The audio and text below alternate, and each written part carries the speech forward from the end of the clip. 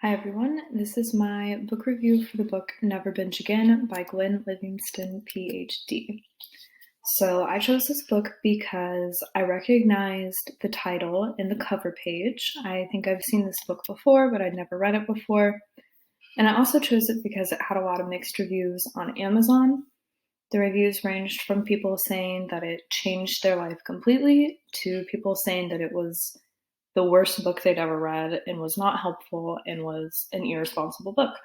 And so I was pretty interested to see why it had such different reviews. So there are kind of three main points to this book. The main one is that never binging again is as simple as ignoring the fat thinking pig that is inside you and vowing to never binge again. This is pretty much the main point of the entire book. It's repeated over and over, and we'll talk about what the pig is in the next slide. The author, Dr. Livingston, also claims that his method is backed up by personal success and his own research. He talks a lot about how he himself used to be obese and he used to binge.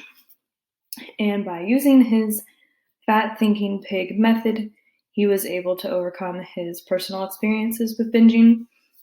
He talks about his own research, but I could not find any citations in the book for a study.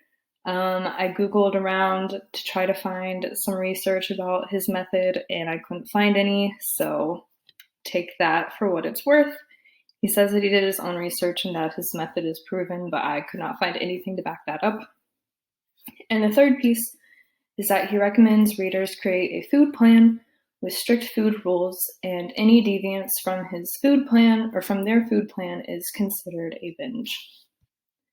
So the pig. Dr. Livingston believes we binge because we have a fat thinking pig inside us, and pig squeals are what drives us to binge. And so he says that not binging is as simple as just ignoring the pig. So I have a lot of thoughts about this. I think it's a very irresponsible way to handle this issue. We associate pigs with something that is gross, dirty, fat, which may be a negative connotation to some people. And he's careful to say, you can call yourself a junkyard dog instead, or something else that has a negative feeling if pig seems too negative to you. He also is careful to say that, the individual is not the pig is just something in you, but that's up for interpretation. I think saying that can only go so far. But this picture here on the right kind of summarizes the book pretty well. He says you make your food plan with 100% clarity, the foods you will eat, the foods you won't eat, and then you don't have any question about what is binge. He says binge is one bite or swallow that doesn't follow your food plan, which we know is not actually what a binge is when you look at the DSM-5 criteria for a binge. He also says pig squeal or fat thinking are the thoughts, feelings, and impulses which make you want to binge, and so you just have to combat the pig inside you whenever it sends the message to you that it wants to binge. He says pig slop is anything that violates your food plan, even a little bit, and that a pig trough is where pig food goes. And since you are not a pig, you will not eat pig food. So, let's talk about the food plan. Livingston says that your food plan should consist of foods that you will never ever eat again. He says that these should be the foods that you typically binge on. He says you should also include foods that you will always eat.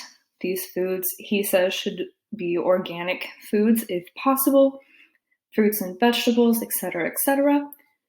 He also talks about unrestricted foods that you can have when you want without restriction. I'm really not sure what the difference is between unrestricted foods and always foods. He didn't really make that very clear. And then he includes conditionals. So let's get into reviewing this book. I have one slide of praise and about 3 slides of criticism.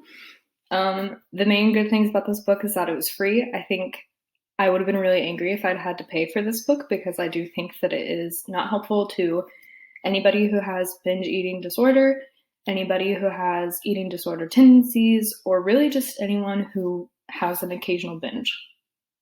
That being said, it has a 4.2 star rating and almost 12,000 reviews on Amazon. So for someone, it must be working, but from the lens of wanting to work with eating disorders in my future career as a dietitian, I just don't think that this book is good for patients. A lot of people owe their new binge-free life to it, which I guess is great if that's working for them.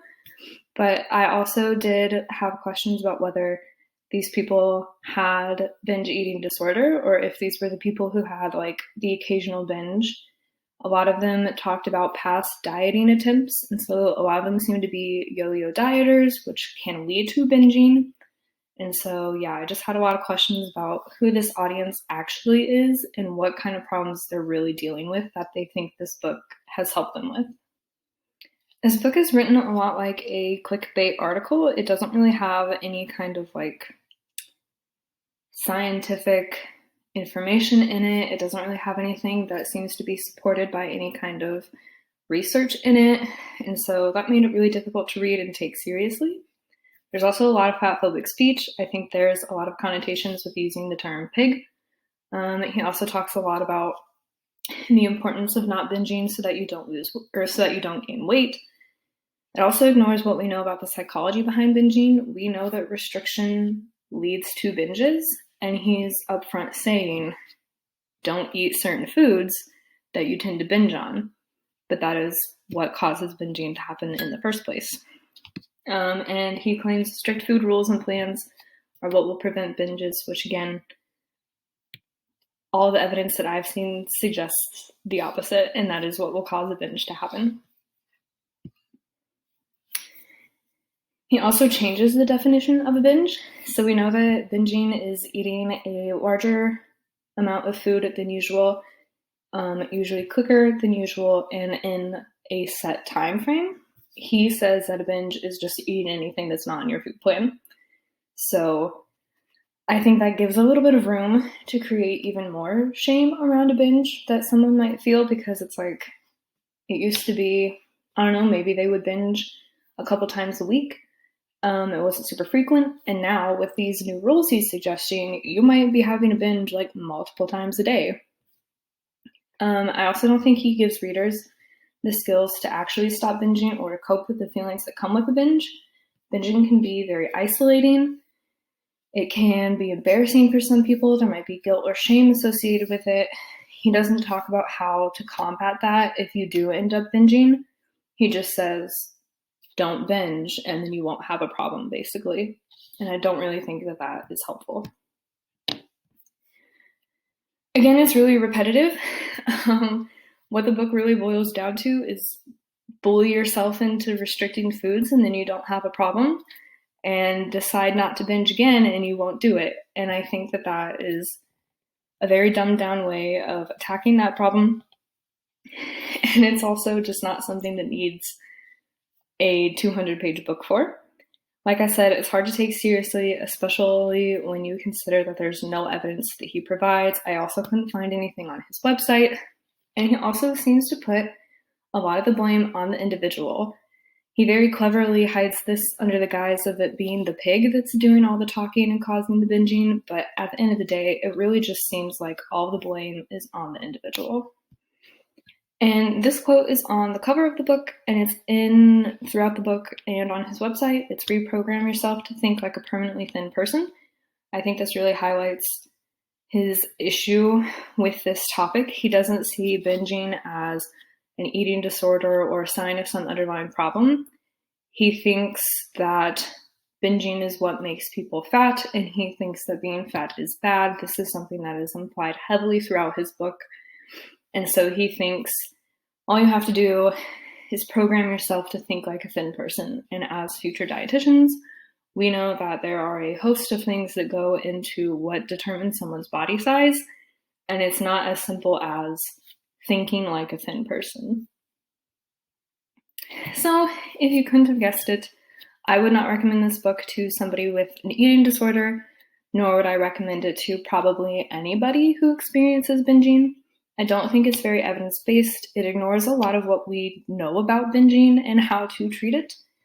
I also think it's just rife with fat phobia, and eating plans and food rules go strongly against my personal nutrition and health philosophies. And so I think that encouraging restriction and having these set rules of foods that you can and cannot eat is just a recipe for creating disordered eating if it isn't already existing in this population. And here's some information about the book and his website if you want to learn more about it. Thanks for listening.